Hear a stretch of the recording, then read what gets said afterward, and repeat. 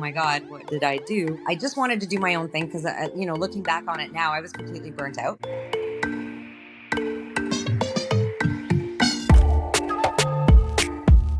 Hello, and welcome to Critters and Cultures, the podcast where we explore the fascinating intersection of animal welfare and cultural diversity. I'm your host and veterinarian, Dr. Azalia Boyd, ready to uncover how our cultural differences influence, enhance, and sometimes challenge the way we care for animals and relate to each other. Join us on this journey through global traditions, learning from diverse perspectives, and advocating for empathy and respect in all of our interactions. Today, we are thrilled, I am thrilled, to have Dr. Galina Burshton, a Canadian veterinarian with a truly global perspective. Dr. Galina was born to a Russian-Ukrainian family and has immigrated to Canada as a refugee Jew. Her journey spans across multiple cultures and countries. She now resides in Costa Rica, continuing her work in veterinary medicine while navigating the unique challenges and cultural differences that come with it. Welcome to the show, Dr. Burshton. Thank you, Azalea. I love the intro, and I sound so worldly. So thank you for that. Well, you are worldly, and that's why you are a guest on the show today. And I'm so excited to share with everyone the little bit that I know about you and get to know a little bit more about you. So why don't we just jump right in? You are not prepared, but every guest has had an icebreaker question, and this is yours. So let's ask it. What's one unique tradition or cultural practice you've encountered in your travels that made you think, wow, this is so different, but I love it? Animal related or not animal related? Oh my gosh, there's literally so many, like there's like 10 that just kind of popped up into my head. But I guess the one thing that it's kind of like a hospitality thing. Some cultures really prize hospitality very, very highly, like strangers coming into your home, that kind of thing, right? So when I was in Turkey, I was actually running away from a group of boys that were kind of scaring a friend and I, and we ran into this carpet store, and the owner and his wife, they basically welcomed us in like we were family. And fed us home cooked meatball koftas, homemade wine. Oh my gosh. So we Oh, literally spent the day and didn't buy anything. Like it was literally just they opened their doors to us because we looked like we were in need. wow. So Wow. I love that. I love that. I thought, gosh, if only we could incorporate that in our culture. Everywhere, right? Yeah. Definitely. I mean, you do not live in the US right now, but definitely in the US, I remember times that we would pick up hitchhikers when I was young, and I might be aging myself, but nowadays it's like if you dare pick up a hitchhiker, you don't know if you're going to be alive in the next moment, right? So, unfortunately, that's kind of where we are in our world. So, tell us more about you. Tell us about your background. Tell us about the culture you identify with, and tell us about the work that you do right now. Oh wow, yes, that's a big question. Yes, so as you know, it's very varied. So I was actually born in Moscow, and we immigrated to Canada when I was 5 years old. So we did one of the first refugee immigrations that Israel had paid for all these families to basically leave Russia because of, well, we had no opportunities. It was communism at the time, just a history of anti-Semitism in the country, regardless, right? So anyway, so Israel paid for a bunch of families to go, but we were one of the first cohorts. So we actually were the guinea pigs. So they didn't know what to do with us. So we literally left Russia with 2 suitcases and just a bunch of jewelry because we're like, well, I mean, that's going to be worth something somewhere, right? Wow. It's like that old school, mentality, right? With all immigrants, right? So, anyways, we went through Austria, we went through Italy, like waiting for visas. So it was almost like we were complete. Like, I mean, I can absolutely relate to the refugee status, even though we weren't like a typical refugee as far as, we didn't have to climb through jungles over borders. But yeah, like we were in hostels, we had, we felt very disconnected a lot of ways. Do you remember that as a child? Yes, I do. And it's funny because there was one other family that was doing the same immigration because there was really only like a few that started. We were like the ones that really wanted to get out for whatever reason. And I remember sitting in one of the pensionados is what they called them in Austria for the, refugee hotel basically, right? So they didn't know what to do with us. They stuck us in this refugee hotel, which was really awful. It had rats, it had cockroaches, it had, the usual. the usual wonderful accommodations for these situations. But I remember meeting this little girl that was also playing in the hall. And I think I was maybe 4.5 years old. And my biggest memory was seeing this little girl playing by herself. And I walked up to her and I said, "You're going to be my best friend." Oh, And we introduced our parents together. So we had another family to go through this process with. And we're still friends. That's the funny thing, 45 years later. She lives wow. in, Manitoulin Island in northern Canada, because they were going to Toronto at the time. We ended up in London, Ontario. I mean, it was such a traumatic time, but my biggest memory was the connection, which I find very interesting. Like, that's what I remember most, Yeah, and same with connections my are good. parents. And And they feel the same way. yes. And obviously, Yeah. as a child, I didn't understand what was happening to the full extent of what they understood it to be. And still, the greatest gift was the connection. So that's what I remember. When I think about connection, I think about where we are in the world right now, social media, right? I feel like most people are getting away from making authentic connections with other people. And I do think in the next, I don't know, 10, 20 years, we are going to be really wanting and desiring that connection, right? Connection is such a part of our human being and just our being itself. So that's fascinating. Thank you for sharing. So right now you are not in Canada at all. You're in Costa Rica. Take us through this journey. How did you get there? Oh, yeah. So, I mean, I guess maybe it was a little easier for me given that I was already an immigrant once.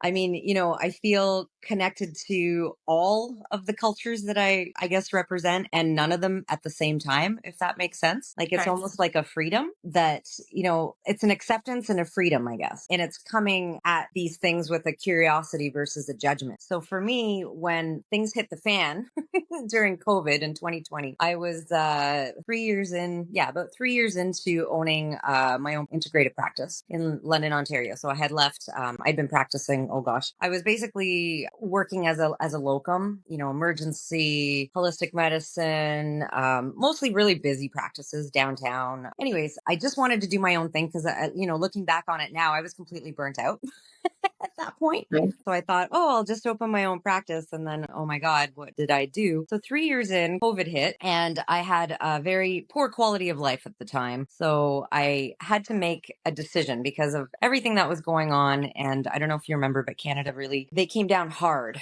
for at least initially. And it made it very difficult for small businesses like mine that were really just very fresh, not even 5 years out, to get the assistance that they were offering at the time. Yeah. So businesses like mine we kind of fell through the cracks a little bit. Anyway, so I had to make a decision whether I was going to go more fully into things like debt and bank loans and, all the rest with practice ownership. And I could see my Costa Rica retirement getting further and further and further away, because that was always the So, plan. so okay, I was gonna say, was Costa Rica always the plan? It was always on your mind. I knew I was going to be living on the beach at some point before I died. Okay. So that was Okay. always the plan. Yes. Ideally before, I had a heart attack from the stress.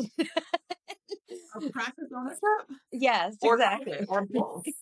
Exactly. So Okay. that was all that started to come up during that time. And I really had to sit down and kind of make this decision of whether I was going to keep going and, push through it. And, eventually, yes, things would have been fine and worked out, of course. But the other option was just take the leap and shut Yeah. it down, take the opportunity, like look at it as an opportunity as opposed to something that I had to get through. Yeah. So what did you do? So I sold my practice. I sold my house. I sold everything I owned. I moved into my parents' basement for 3 months while I waited to try and get to Costa Rica. Because at the time, the borders were closed and nobody knew when they were going to be opening again. I had somehow had this intuition the fall before and put in my residency application in Costa Rica when I was on a visit, my yearly visit. So I happened to be able to get on a repatriation flight because of that during the time that the borders were closed. So I literally just packed 2 suitcases, one with some veterinary supplies I had left over and some equipment, another suitcase full of clothes. And I literally just showed up in Costa Rica where I wanted to live. I went to the That wildlife center and I said, look, do you need some help? Because I need a place to stay.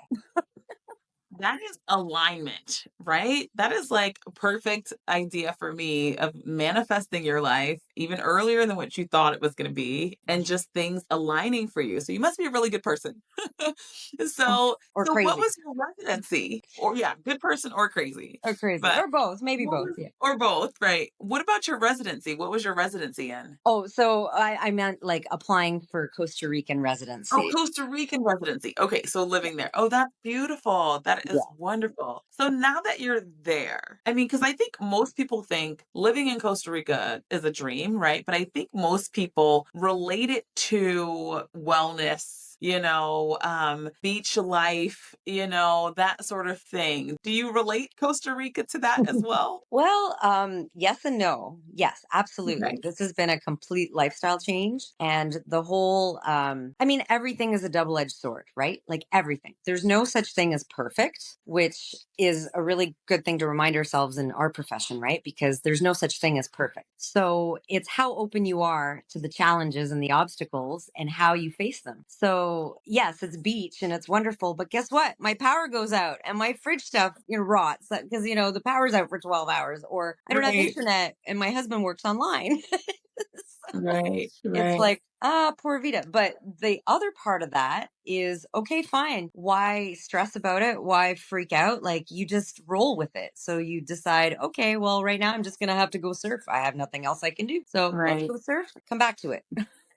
Well, I do think that getting away from kind of the hustle and bustle, a lot of what people go through in the United States and Canada as well is, moving somewhere, simplifying your life, right? Both personally and professionally. And I would think that it's a positive take on your overall wellness. I think the biggest takeaway from moving here versus up there, because I was always full on. Like, I mean, I thrived in emergency Yeah. medicine for 15 years. Like, do you know what I mean? Like, I needed that adrenaline rush. Yeah. But I also realized that like it's Mm, self-imposed. And once you get used to living at that level of stress, it's almost like you're doing it to yourself and then you're like, "Oh my God, I can't take it." But you just keep piling it on. So it's like this false sense of urgency and schedule. We're really like, what's the worst that can happen? Oh, okay, so you're 5 minutes late. Shit happens. Sorry, but right. like Yeah. Right. right. So what's the Yeah. worst that can happen? Like if you can just give grace for yourself for that and other people, then Yeah. I think that would help a lot because, rudeness is going up in our society, right? Like you can really see that. Whereas another difference in Costa Rica, it's really funny because if you're rude to somebody here, they just will ignore you. You're not going to get your way by being rude. People will just ignore Right. you and you will be the last person they want to help. Right. Right. Right. So it's like Yeah. a Yeah. completely different mindset. How do the people, because you're now living in Costa Rica, you're an immigrant veterinarian. How has your relationship with the people been from there? I imagine you're not rude, you're very joyous from what I know, but have you found a sense of community in Costa Rica? Yes, I absolutely have. And it's so interesting because I mean, I guess I've always been this type of person where like I don't like I said, I don't really fit in anywhere, so I fit in everywhere. Okay. Because you just kind of learn that from, growing up the way I did. You just kind of you adapt but in a way that you're still yourself, right? So you just kind Mm, of go with the flow. So there's basically two communities here. There's local people and then there's expats. So okay. you have, very polar opposites like you do in a lot of, countries like this or the Caribbean or Asia or wherever you may be that's not, North America or Europe really. Actually even there. Yeah. It's still the same. Yeah. Yeah, it doesn't matter. I guess it's a global thing for sure. Yeah. Like I said, I mean, the politeness is such a huge part of the culture that they'll be polite to you even if they don't necessarily like you or But or agree.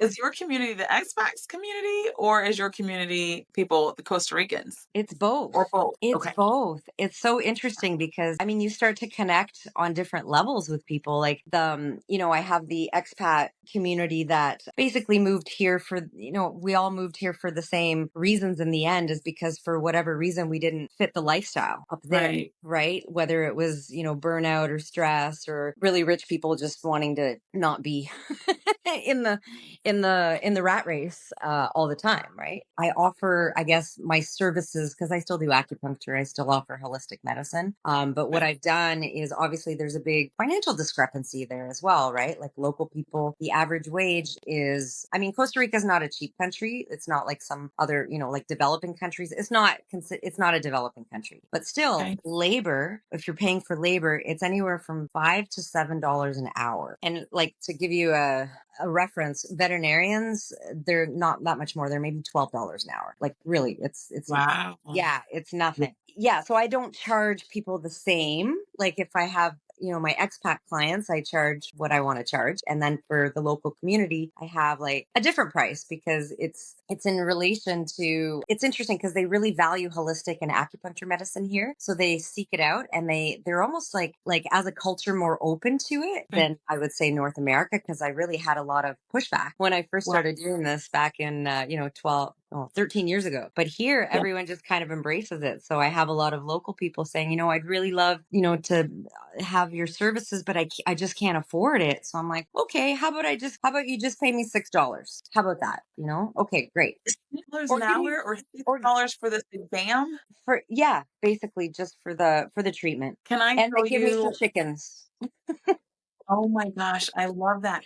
And just for the audience so that they have reference, right? I will tell you, a clinic that I worked at recently, they charged $177 for an exam. So you're talking about $6 compared to $177 for an exam, right? That is remarkable. And so then the local people, Costa Ricans, they trust you? Are there any challenges that you have with building trust with your client? I think there's a little bit of a challenge just because also like my Spanish is basic. It's Okay, very basic at rudimentary. best. There's a lot of hand signals, there's a lot of Google Translate, there's a lot of looking stuff up on the internet. But you know what? Everyone is so grateful. Like, okay, for example, I'm one of the only veterinarians here, period. I don't practice regular medicine, even though people do ask me all the time, locals or otherwise, because there's also no emergency here. There's literally 4 veterinarians. And if it's a Friday night to Monday morning, they will just not answer their phone. Like that's a thing here. So then sometimes Talk if I, about talk about quality of life. Right? yes, Yeah, right? family time, time to eat dinner, time to, take mental health time. But what happens in those cases of emergencies? Where do the pets go? Exactly. So what happens now is sometimes, so I offer this actually to my community because for me part of my recovery from burnout was to remove the financial side out of it. Like as far as that pressure, I guess, because okay, Mhm. like you said, 177 for an exam. I charge these people $6 and they give me a chicken. Okay, great. But you know what? If I ever need help or if I go to their restaurant, I will never pay for a meal. I will never, you know what I mean? Like they have Uh, my back because that's right, part of the community. Because for me it's not about the money, even though I mean obviously I have to compensate. Like it can't be free, right, right. but it I can was be adjusted. Yeah. I was just having a conversation with a friend of mine today, actually, and we were talking about the way veterinarians get paid in the US and probably in Canada as well, how a percentage of that is based off of production. And I'm going to be completely honest. In my early years, and I consider myself to be a reasonable, decent person, but in my early years, I remember having a choice to charge for one vial of antivenom that a patient needed because my calculation came up to 1.001 vial versus charging for 2 vials. And I remember looking at both vials going, this lady has all the money in the world. She's already told me that, should I charge her for 2 vials of this? Because I potentially would make more money at the end of the day. And I remember going, Azalia, get out of here. Like, this is not who you are. I charged her for 1 vial. And I remember that month, it was like one of the biggest production checks that I got because I always encourage my mentees to practice good medicine, period, and don't worry about that. But if I didn't have to worry about the stressors of money, for people, but unfortunately, unfortunately, it's a thing. It's a thing. There are businesses and there's not structures in place to really reduce. We can't just collect chicken on this side of No, town, right? Based on how we no. want to live. There's definitely a price that you pay, but I can only imagine that level of freedom where you're not questioning yourself, your values, things of that nature. Let me ask you in regards to, let's say, euthanasias, for example. I think when you and I spoke, you said that there was, or you noticed client attitudes being different, particularly when it comes to euthanasia. Tell us more about that. Yes, I mean, I think again because we have kind of like, local and expat communities, some of the expat community is still obviously, they we come from the States, from Canada, it's still kind of the same ideas, but I have noticed a difference in that community as well, in the sense that because we have less options, like as far as diagnosis, medications, treatments. I mean, if you need anything more than a spay, you basically have to go to San Jose, which is 4.5 hours away. It's Wow. not an easy track, especially with a sick animal. So a lot of times I find, even with like the expat community, which is, typically let's do everything, right? Like we do in North America, or at least we give them the option to do that. That's not an option here. I mean, they can still choose to go to San Jose, but we tend to be, I guess, a little more practical about things because, it's like, okay, so your dog has lymphoma. Are you really going to go to San Jose and do the chemo, do all those treatments? Like you have to go and you have to stay there and you have to, like it's a whole production. It's not just, oh, I'm just going to take, my dog in once a week for this many weeks. And this is going to be, blood tests here, there, and everywhere. It doesn't work like that here. Right. So you have to make that decision. Like, just because you can do everything doesn't mean, well, actually, you can't necessarily do everything, but it also brings up that question more frequently. Should we do more? Because we Yeah. can't necessarily offer the gold standard. Like, we can't. And gold standard is a challenging word too. Yeah.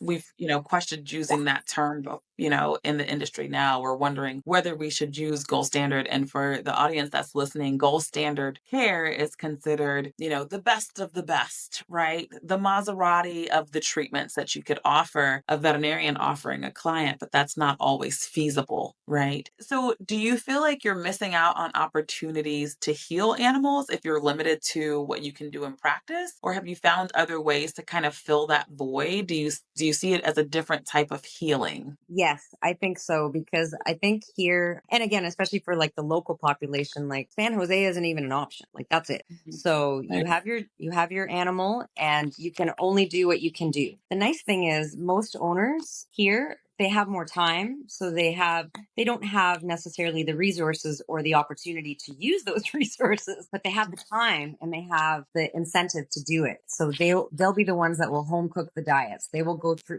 like we'll get the resources we can online with the nutritionist and have them formulate a Right. diet, or so we can play around a little that way. Plus with Costa Rica, it's interesting because obviously I do holistic medicine. There's a lot of medicinal plants here.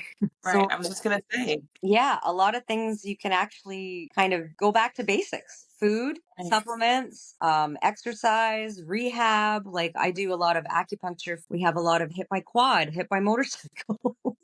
Hit by a uh, motorcycle, hit by the moped. yes, Right. right? Because there's animals loose all over the place. Most people don't believe in putting them on leashes. Right. Right. So And it's there's illegal if you don't have your dog on a leash here in the States, right? In exactly. most states. Oh, to be honest, I miss the leashes because my gosh, my dogs have been attacked. I don't even know how many times on the beach with, Oh, random dogs running around. no. Yeah. So not the Ah, paradise necessarily that people see right. from afar. Right. Yeah. But yeah, Well, it's very interesting.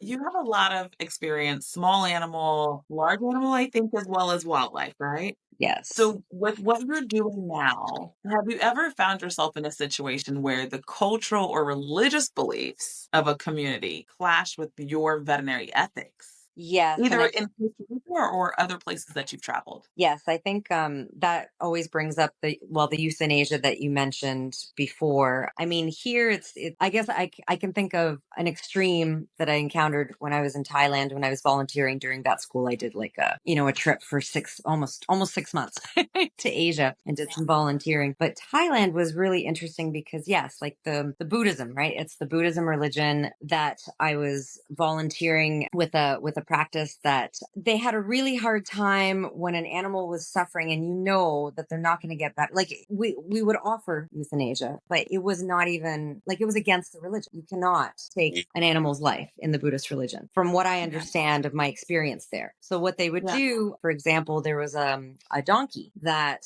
had probably a bloodborne disease and a broken leg. So, right? Like, I mean, I would euthanize. Like, you need to euthanize. That's a suffering animal. That's suffering, and you can't fix it. You can't do anything about it. What they did was they put it out by they let it go by the river to die. So they let it, like, naturally go. So whatever wild animal was there could it could be prey, or they would just leave it up to the universe to take care of it. So I found that very difficult, but also it kind of set me up for the attitude here, which isn't quite so extreme, but certainly the belief in kind of letting them go naturally is very prevalent here, both in the expat and local communities. So most people would prefer to have their animal go at home with them caring for them as long as it takes, right? Like, and so that's actually where I've also seen the most demand from what I'm doing is the mobility things and the end of life, like the last, palliative care.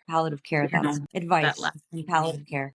Yeah. I had a client also who was Buddhist, and we actually had a guest on the show a couple of episodes before this one, and we didn't touch on it too much, but it reminds me of a client that I had who was Buddhist and did not believe in euthanasia and wanted so desperately to make sure that his baby was not feeling any pain. So I remember walking him through, like, making sure that we had pain medications on board, that the baby was comfortable, right? But the way that we have been taught in North America is this is the way that it should be. This is actually considered suffering. And it's true. For us, it really might be. But for them and for others, and I don't want to speak for them, but from the experiences that I know of people who believe that are Buddhist, it's more of a suffering for that spirit of that animal if you do decide to euthanize the animal, And all in all, it's love no matter which way you look at it, right? It's not a intentionally, I want to make you suffer, but it is, this is our beliefs. And because we're so new to it and this is what we've been taught, it's almost harder for us to understand that. But I think that you're phenomenal. I think you're amazing for leading with empathy and understanding. And I feel like all of your travels and all of your connections around the world and what you've seen makes you a wholer, better,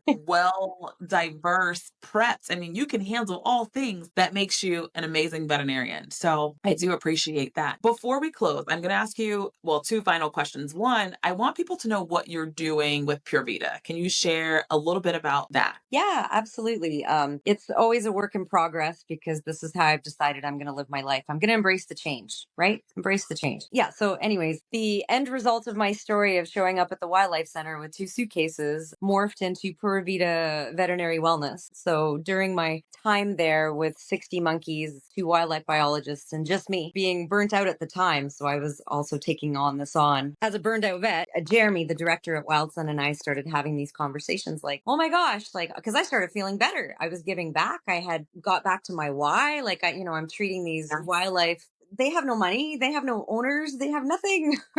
So it was really just helping because I wanted to and I could. So it really brought me back to why I became a vet in the first place. And all the things that I did during that time, like, get back to nature, spend an hour sitting with a baby monkey and feeding it, like just really basic things that would give me joy. I wanted to share that because I see that in our profession, like, it was bad when I left. And it sounds like it's been getting worse since I left after COVID, right? It has its ups and downs. Yeah. So I just feel like we need to put more emphasis on it. So I wanted to see how could we offer something that would help the wildlife center, because we have, to keep people, coming in and being aware of what they were doing and get money back into the programs to help with the medical programs, the conservation programs, because Costa Rica has like 8% of the world's biodiversity. So if we can save this, I feel like we can really get a handle on extinction in general. That's just my opinion. So I just wanted to kind of offer a week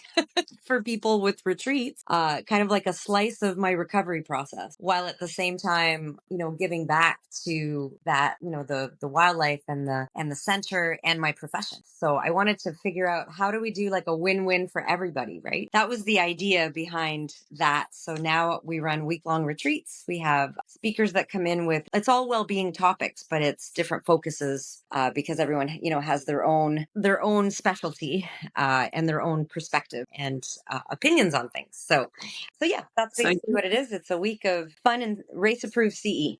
Okay, I love that. Thank you for sharing that. And what better place to do it than in Costa Rica, right? If there was one thing that you want the audience to know or take away with them today, what would it be? I would say, I know like a lot of us struggle with stress and anxiety and just perfectionism tendencies, but something, it's a choice. You always have a choice. I guess my main takeaway is never feel trapped, because you can always choose to go a different path, and you've already made it this far. So you must have skills, and like just having the confidence in yourself and your skills to know that you don't need to be stressed or have anxiety about anything, because as long as you're doing what you need to be doing authentically and you're the person that you want to be, everything else flows. Everything else will just fall into place. That doesn't mean not taking action, but that does mean making a conscious choice of what that action is going to be. Thank you so much, Galina. Thank you for sharing that. And I appreciate all of your insights today that you have given us on how to eliminate our stress, how to, what I call, throw a plot twist in your story at any point in time, how to